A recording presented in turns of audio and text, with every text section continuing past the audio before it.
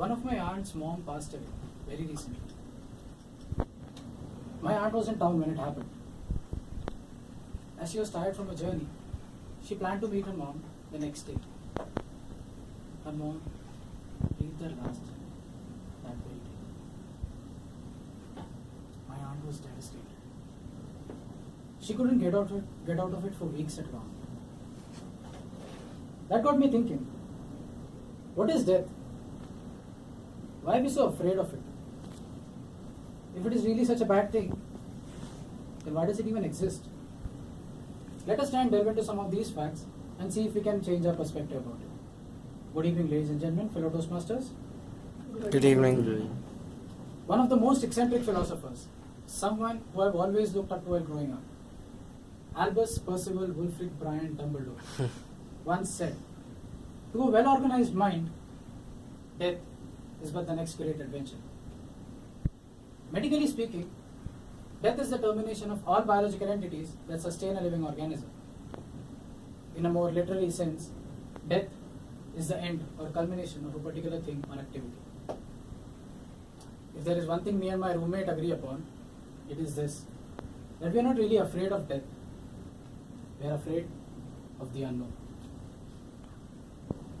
Me being a very inquisitive and curious person, always used to wonder, why must things die in the first place? Indeed, death is a great mystery.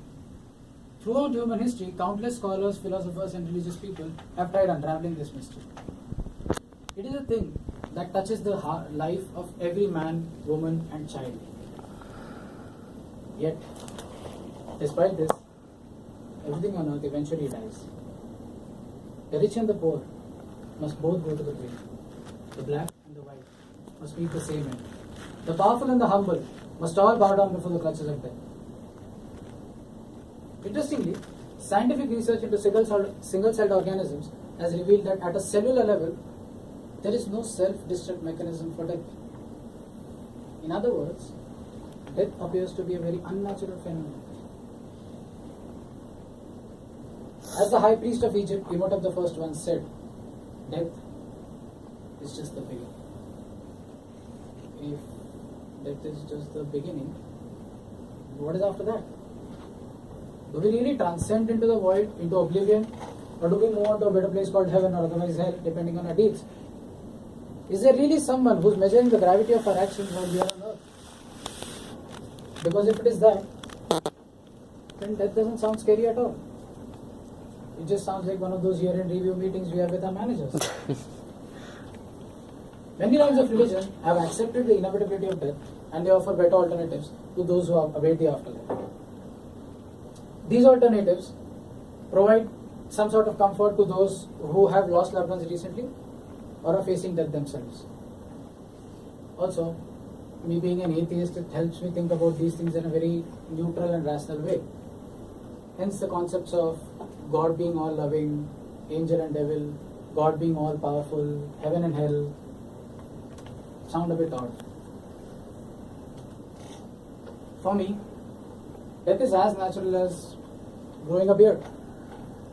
Indeed, we do accept death as a natural phenomenon.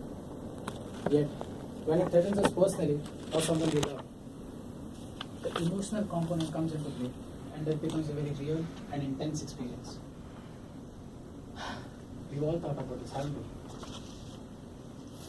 It is natural that we resist death. We resist talking, thinking, and exploring about the concept of death. We literally live to live. We often create thoughts and beliefs that prod the subconscious mind into believing things that stretch any previous known human intelligence, tenacity, or healing power. Furthermore, don't we get excited when we hear about miraculous remissions from the brink of death or supernatural powers that challenge the human mind?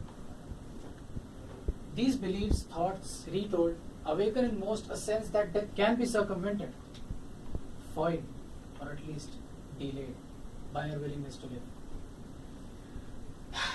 Yet, the reality remains. There is no other way to leave this world. Coming to terms with death can have its benefits. It benefits those who love us, who are responsible for us, and in certain cases, someone who has a decision-making power over us. Talk to your loved ones. Let them know what you feel about it. Because remember, in certain cases you might not get that opportunity. Creating a plan surrounding one's death is as vital as becoming more aware of your own living. It can be educational, inspirational, and a catalyst for achieving peace and success without having to sacrifice happiness. It is a seed of a new prosperity, emotionally, spiritually, and financially, and a new vision. Death is a real truth, folks. Plan for it. Thank you.